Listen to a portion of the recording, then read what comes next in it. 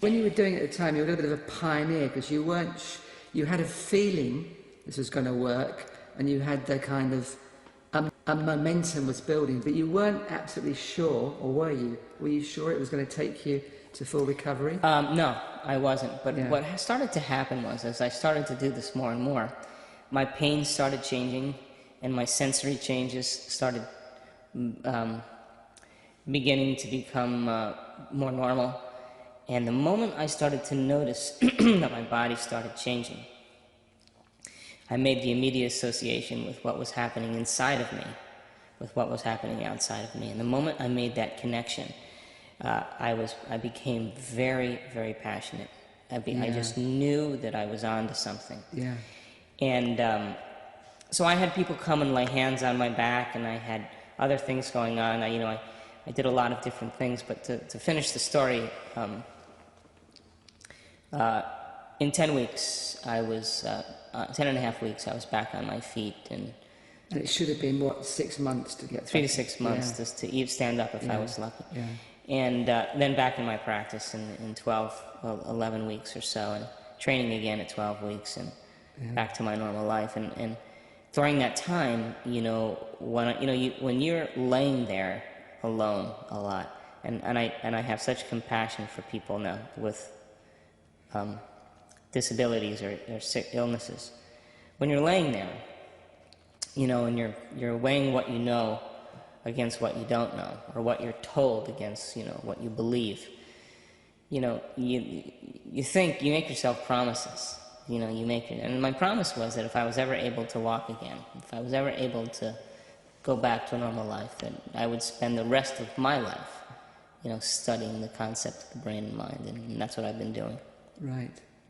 And did you go back and see your doctors afterwards? And I called the medical director of the hospital, and we had a fine conversation, and he was happy. But, this was outside of convention. I think that even if I attended a patient who came to my office and I took x-rays and I saw those broken bones, I would consider Harrington rod surgery for them as well.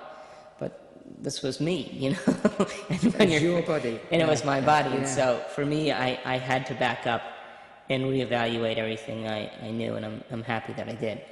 Absolutely. So you went back to your practice, and then I think after that you studied neuroscience, was that right?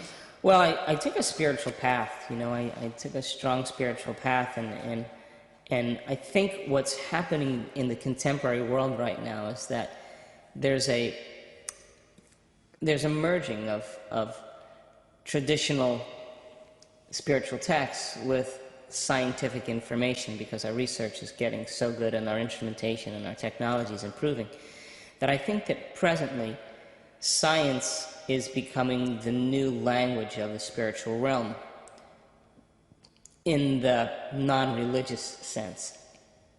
And so you can't study spirituality at this point without having an interest in finding out what's going on in the brain, the mind, and consciousness. So that led me into a very strong interest in what happens in the brain and what's the subconscious mind and the conscious mind. And so, I started, in my spiritual quest, I started studying people who had spontaneous remissions of diseases.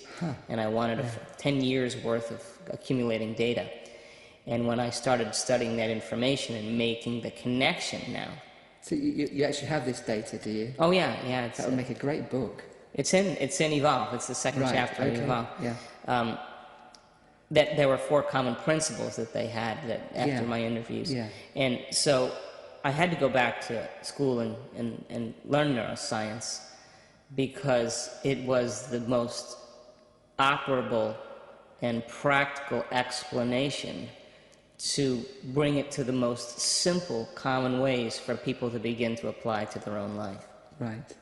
Yeah. The 4 principles, you mentioned these 4 principles actually in a DVD I watched the other night. Do you want to just go through the 4 basic principles? Well, it makes total sense. When people have a disease, they can't go on business as usual. You can't keep your social agreements, and you don't do the things you typically do because, first of all, you're uncomfortable. Second of all, you're worried about your own mortality. And so people a lot of times turn inward. It's a common phenomenon. The first thing they had in common is they all believed that there was a spiritual aspect within them, that something was giving them life, and that, again, just like me, if they could connect with that intelligence and give it some direction or give it some order and develop a relationship with it, even though you can't see it or taste it or feel it or hear it, but it's alive, right? Because it is life. And then surrender. Plant the seed and then surrender it and give up your worry and fear and know that this mind would begin to work for you.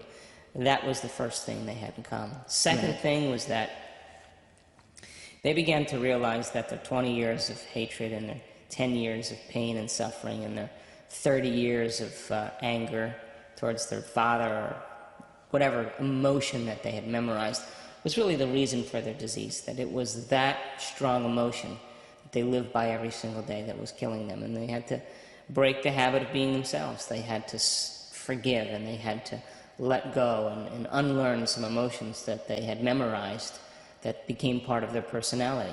You see, people would say, well, a lot of it is genetic.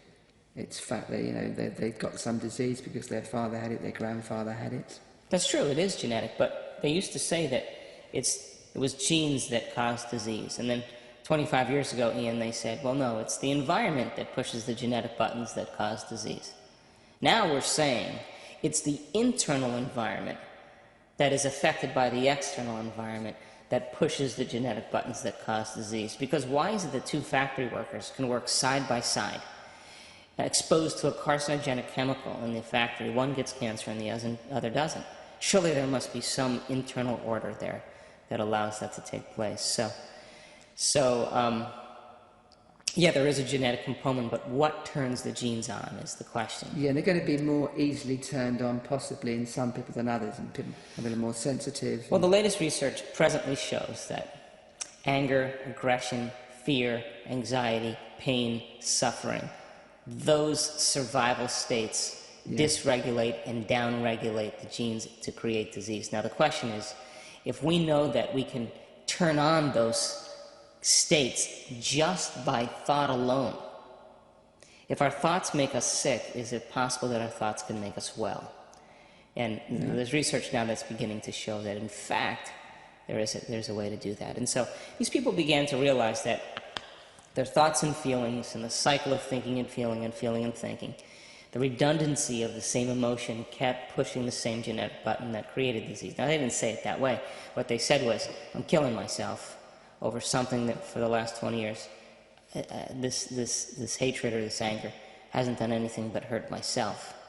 And so they began to look at how they could change that. So that was the second thing they had in common. A profound moment, because that surrendering process is saying, I no longer want to be the same person I was. They get fed up with it, basically, don't they? Yeah, you reach a point where your back is against the wall and you say, I'm going to die if I keep this up. Now, these people, by the way, a lot of them were taking medications and doing therapies, and they were either staying the same or they were getting worse. So they knew that they were heading down a track where they had to all of a sudden get serious and rethink a lot of things. Now, the third thing they had in common, which I thought was one of the most fascinating, was that they said to themselves, now that I've surrendered this part of myself, I want to reinvent myself.